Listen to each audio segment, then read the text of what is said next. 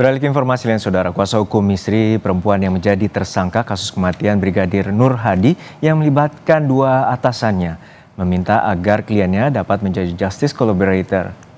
Saat ini pihaknya masih menunggu jawaban Lembaga Perlindungan Saksi dan Korban atau LPSK. Misri merupakan perempuan asal Jambi yang diajak tersangka untuk menemani di privat villa di Gili Trawangan, Lombok Utara. Kuasa hukum menilai Misri adalah saksi kunci atau saksi mahkota yang mengetahui siapa pelaku penganiayaan hingga Nur Hadi tewas di villa itu. Maksud mengakui ini bagaimana? Apakah dia harus mengakui sesuai dengan pasal yang disangkakan atau dia menceritakan yang sebenarnya menurut versinya dia? Kalau mengikuti apa mengakui sesuai dengan pasal yang disangkakan, mungkin kami tidak akan mengajukan justice collaborator ternyata. Tapi kami akan tetap mengajukan itu. Nanti biar LPSK yang akan mempertimbangkan. Dinilai oleh dalam draft permohonan justice collaborator itu kami tetap berpendapat bahwa apa yang disangkakan itu adalah tidak benar. Kami kutip dari media sosial YouTube milik Misri Puspitasari. Sebelum ditetapkan sebagai tersangka, Misri sempat merintis karir di dunia modeling. Dari channel YouTube itu, tampak Misri sempat mengikuti Jambi Fashion Festival di tahun 2019. Ia juga sempat mempromosikan kopi dan wisata Jambi.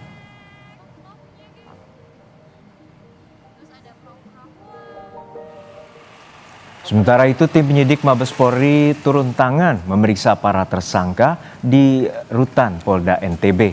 Dalam penyelidikannya, seluruh tersangka terindikasi berbohong atas kematian Brigadir Nur Hadi. Akibatnya, polisi kesulitan menentukan siapa pelaku utama pembunuhan Nur Hadi. Menanggapi kecurigaan publik adanya rekayasa penahanan, Polda NTB menegaskan dua perwira polisi yakni YG dan HC benar-benar ditahan di Rutan Polda NTB.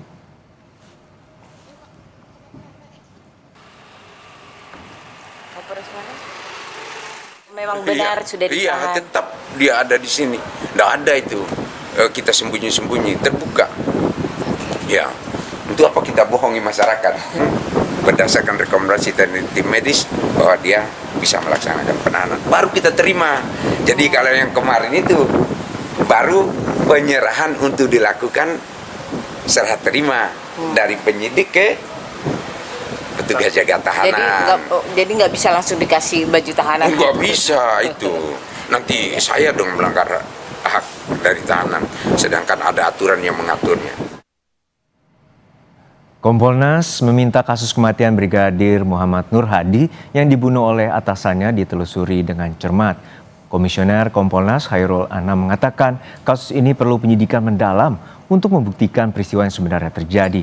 Jika terbukti ada tindak pidana, maka pelaku harus dihukum seberat-beratnya. Hal ini guna memberi efek jera dan menghindari kejadian serupa terulang. Ini memang harus dipidana seberat-beratnya. Ada dua dimensi dalam konteks pidana seberat-beratnya. Dimensi pertama adalah pelakunya adalah anggota polisi sendiri. Ya, bagaimanapun juga anggota polisi kita berharap memang tidak melakukan kejahatan karena dia tahu aturan-aturan yang mengatur tidak membolehkan kejahatan sehingga harus ada pemberatan. Yang berikutnya dimensi kedua adalah korbannya juga polisi, di mana negara melakukan investasi banyak untuk membuat sebuah anggota polisi sehingga bisa menjaga kita semua yang nggak boleh dihilangkan begitu saja nyawanya, sehingga pelakunya harus dihukum seberat-beratnya. Polisi telah menetapkan seorang perempuan Misri menjadi salah satu tersangka dalam kasus kematian seorang polisi yang dibunuh oleh atasannya. Misri menjadi salah satu orang yang sempat merekam Brigadir Nur Hadi sebelum tewas di tangan atasannya. Lalu seberapa besar peran dari Misri dan menjadi saksi mahkota dalam kasus ini, kita bahas bersama dengan pengamat kepolisian dari ISES, Pak Bambang Rukminto. Selamat petang Pak Bambang, semoga sehat selalu. Petang, Bu Juno. Ya, Pak Bambang, ini kita melihat bahwa ada dua tersangka, yakni juga sebagai perwira polisi dan saat ini sudah di PTDH atau dipecat dan juga ditahan. Namun polisi hingga saat ini belum mengungkap sebenarnya apa motif pembunuhan ini terjadi.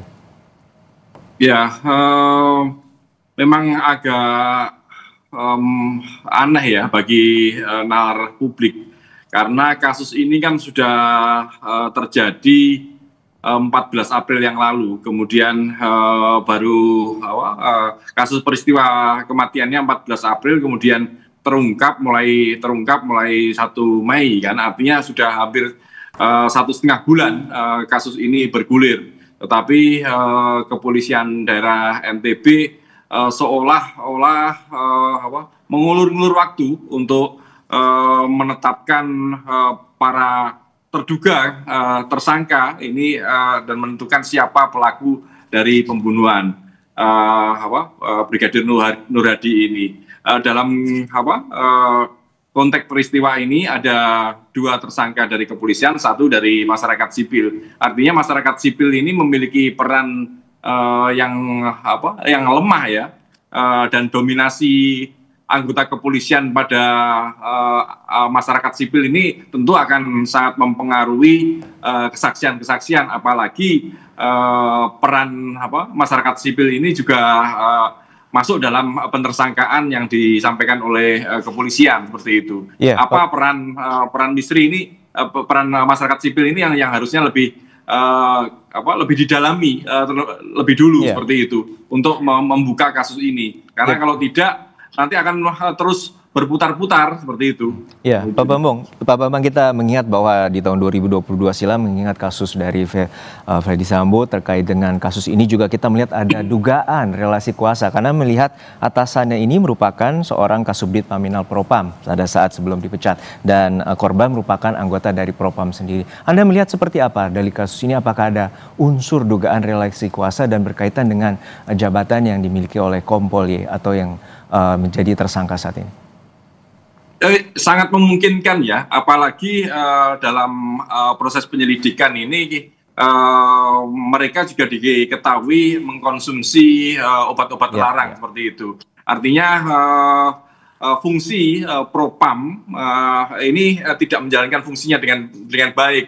Antara bawahan dan atasan ini terjadi problem. Dan tidak menutup kemungkinan relasi kuasa dominasi atasan pada bawahan ini sangat kental dalam kasus ini seperti itu. Makanya kalau kemudian di situ ada unsur narkoba, akhirnya muncul asumsi kemana-mana. Apakah ini adalah dalam upaya menutupi jaringan narkoba yang lebih luas atau hanya sekedar kecemburuan saja? Karena informasi yang tersampaikan di luar kan ini karena korban meninggal ini melakukan tindakan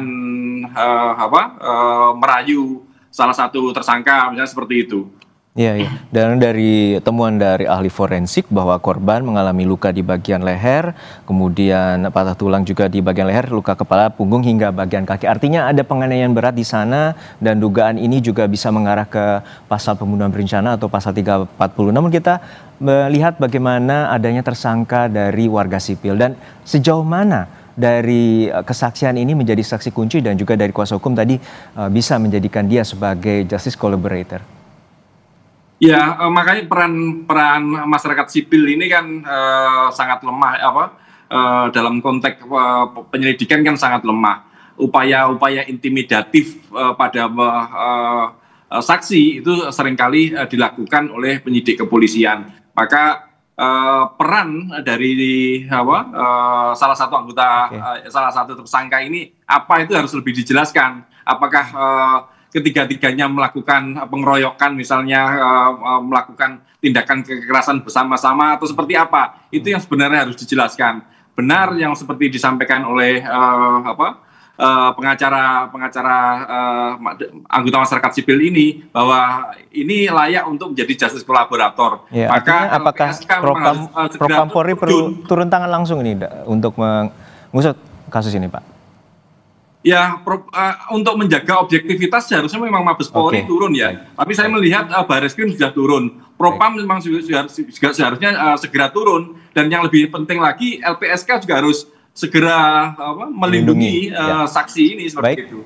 Baik, kita nantikan bagaimana pengusutan tuntas dari kasus ini dan juga kita melihat apakah ada unsur dari motif relasi kuasa atas kematian dari Brigadir Nur Hadi. Terima kasih atas perspektif Anda bersama kami, Pak Bambang Rukminto, pengamat kepolisian dari ISES di Kompas Petang.